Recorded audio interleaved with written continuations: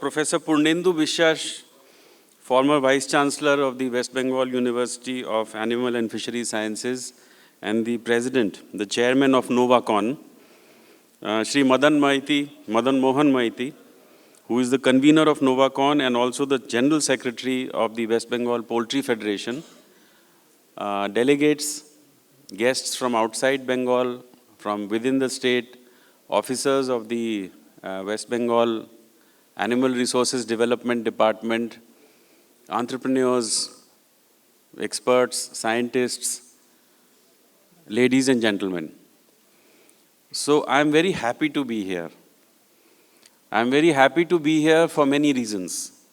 So I won't be very long. There are several meetings lined up, so I won't be able to stay here for very long, but I simply had to come.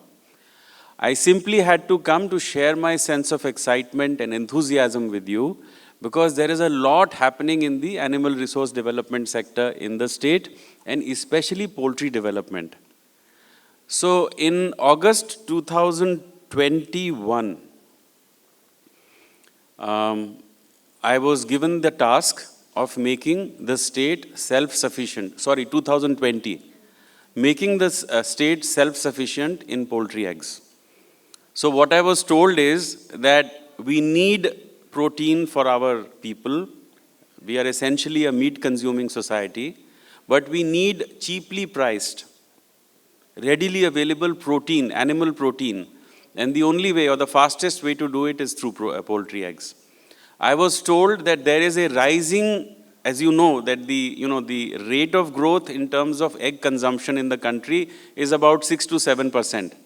But we had to add to that the requirements coming under the midday meal scheme, the requirements under the integrated child development scheme, and other welfare schemes where eggs were required to be given. So over and above a 7% growth rate, annual growth rate in the consumption of eggs, we also added the requirement of the midday meal scheme and the integrated child development scheme. And we came to a figure of 1,440 crore eggs per annum. That is my state's requirement.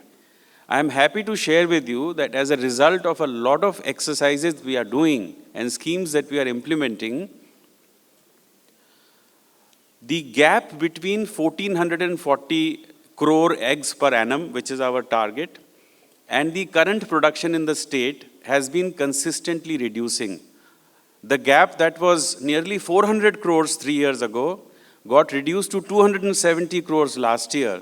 And in the current financial year, the gap is down to just 72 crore. And I can share with you the fact that by December of 2023, West Bengal will not only be self-sufficient in poultry eggs, we will be a net exporter of poultry eggs. And we will be supplying eggs not just to the northeast, which is literally a captive market for West Bengal because of our geographical location. We will also be starting to export eggs to the nearby states such as Odisha, Bihar, Jharkhand. So that's the sense of excitement I have that look, as a result of the last 24 months of hard work, this is where we are. And poultry is one activity which can transform the fortunes of the rural poor. So in this strategy of reaching the annual target of 1,440 crore eggs per annum, we have 3 legs, 3 pillars on which this strategy is standing. The first is backyard poultry, which essentially means self-help groups and individual beneficiaries. And you will be surprised to know that 54% of our total production is going to come from this unorganized backyard poultry sector. Then, of course, there is the private sector, which is a very important sector, and I would like to compliment the role of the West Bengal Poultry Federation here, because over the last few years, and along with Poultry Federation, the investments made by the private sector in West Bengal's poultry has been immense.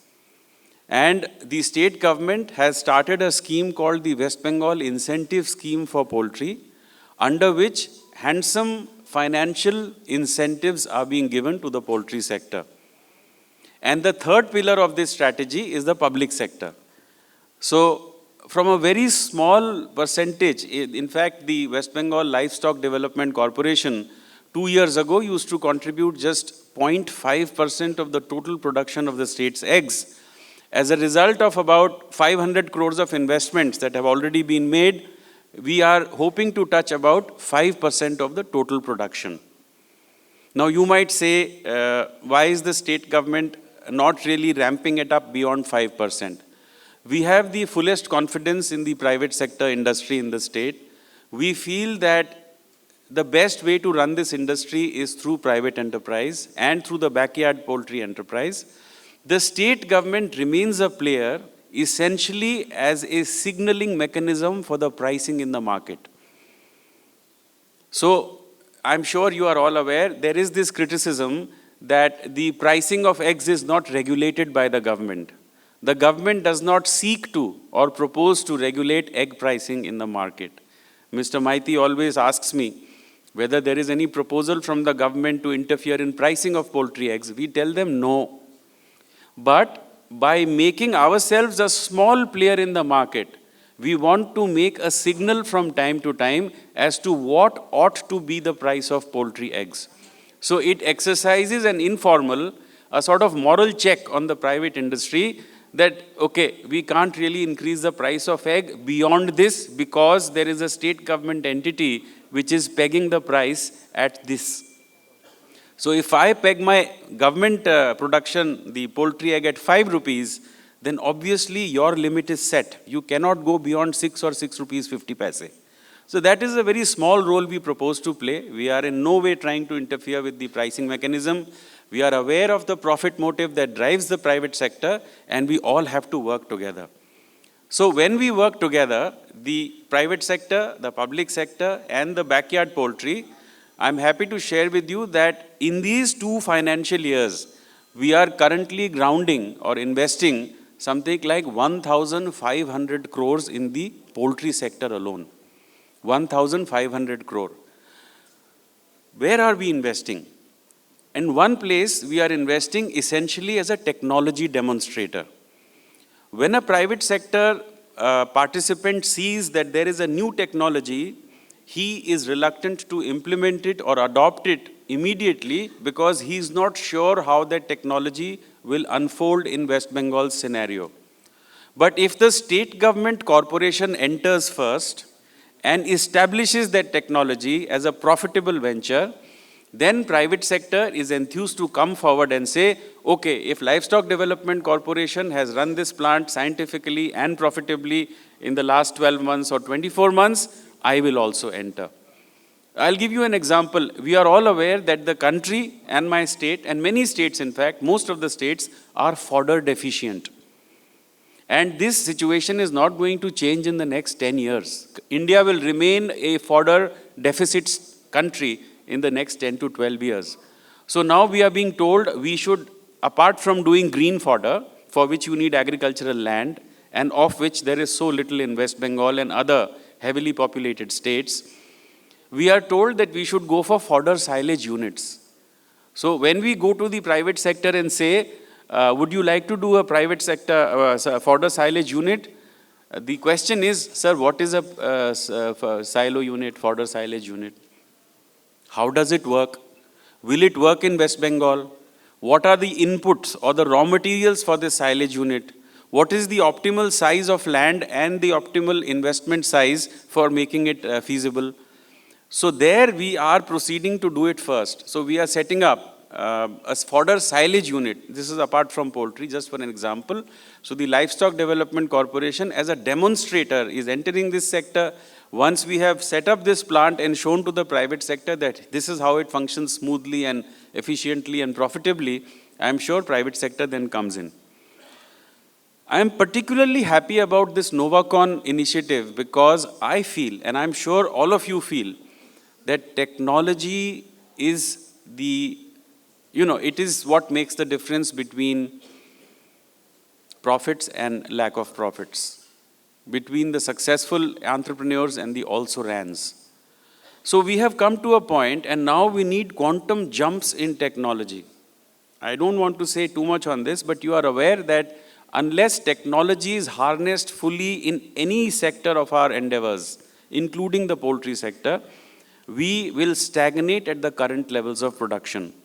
So for example, I'm sure a lot of you have come from outside the state, environmentally controlled poultry units. Many of you might say, oh, this is now common practice. It may be common practice in some states of the country, but in West Bengal, it is still not a common practice. So by controlling the environment, you are actually switching off the seasonal cycle or the climatological cycle, right? We are saying that because an air conditioning unit is on, implementation of technology, application of technology, we are saying that whether it is summer or winter, whether it is rain or sunshine, our egg production will continue to be regardless of the seasonal cycle. Application of technology. So when the Livestock Development Corporation has now invested some 300 crores in setting up 5 plants, each commercial layer plant of 3 lakh bird capacity, now EC is going to be commonplace. So once the government demonstrates that ekhon EC chhada hobe na, environmentally control korte hobe, tatei apnader ei je production ache kogun badbe. So once I am able to demonstrate this to the private sector, that environmentally controlled commercial layer poultry farms are the way to go if you want long-term profits, mid-term profits and not short-term profits. Yes, the initial capital requirement is more, but you will be able to make up this, and in the mid to long term, you will have a very commercial, profitable venture. So demonstration, and that is where the state government has come in. I was seeing that this technology has some very interesting topics. So in the first session, for example, I have seen compressed biogas creating new revenue streams for the poultry sector. Very happening sector. So once you set up a poultry farm, you will have excreta, bio-waste coming out. And most of it right now is not only a nuisance in terms of bad odor and smell, it is also a huge resource being wasted. So here, again, the Livestock Development Corporation, wherever we have gone in for new commercial layer poultry farms, we have an inseparable part called the Bio-Waste Management Unit, which is biomethanation units, and each unit is costing about 20 crore rupees. But we want to demonstrate to the poultry farmer of West Bengal that if you have a poultry farm, there is a huge resource which you are currently wasting. So if you can invest some money or some fund in biomethanation or of the compressed biogas facility, then your profits will be that much more. So that already we are doing as part of all the 5 commercial layer farms that we are setting up. Second thing, we spoke to Indian oil companies, the public sector Indian oil companies like the IOCL, HPCL, BPCL. Now they have a current limit that they cannot buy less than a certain quantity of compressed biogas. So small operators, if they reach out to these oil companies saying, I have some biogas which I want to sell, will you please buy? These oil companies say, I cannot buy it unless it is at least 4 metric tons. These are big companies, and that's why they want to buy big. But my farmers are small, our farms are small, and so obviously now we are in a dialogue with the oil companies to convince them to reduce this 4 metric ton limitation and to reduce it to maybe 2 metric tons or even lower, so that small poultry farmers can start firstly producing CBM and thereafter selling it. And it is a highly profitable venture, I am telling you. It is from the waste product of the animal, of the bird, that we are producing this resource. So Shri Shantanu Gupta, I think, of Indian Oil Corporation was here. He must have spoken on this. The second topic, again, the gut-brain axis to enhance poultry performance. You must have all read this or must have known. I read a book which basically says that your gut is your second brain. Your gut is your second brain. In fact, your levels of happiness, forget profit, even your levels of happiness on a daily basis, whether you are a businessman or anybody else, will basically be determined by the health of your gut. And while there is a lot of research taking place in terms of human guts, I'm very happy to see that this topic has found its way here and that you are talking about this gut-brain axis to enhance poultry performance and the role of GABA here. It is a game changer. So very good, it's got discussed here. I was also seeing that Dr. S.V. Ramarao, poultry scientist, after me, will speak on layer nutrition concepts. Wonderful. If we can improve nutrition of the chicken, of the hen which produces the egg, then there are obviously multiple benefits for the consumer and for the entrepreneur both. Then there is the Newcastle disease virus in poultry. Then there is a panel discussion. Poultry waste management, handling the environmental concern. Now, I was also in charge of the environment department, so I know that the latest guidelines of the Central Pollution Control Board are pretty stiff. And we are adopting a sort of soft approach on the application of these guidelines. We are trying to explain to the poultry industry that, look, we have to measure up because these are national guidelines. There are difficulties. They have become quite stiff. But there is the environmental concern also. The more we ask our entrepreneurs to come and invest, the more there is an environmental problem.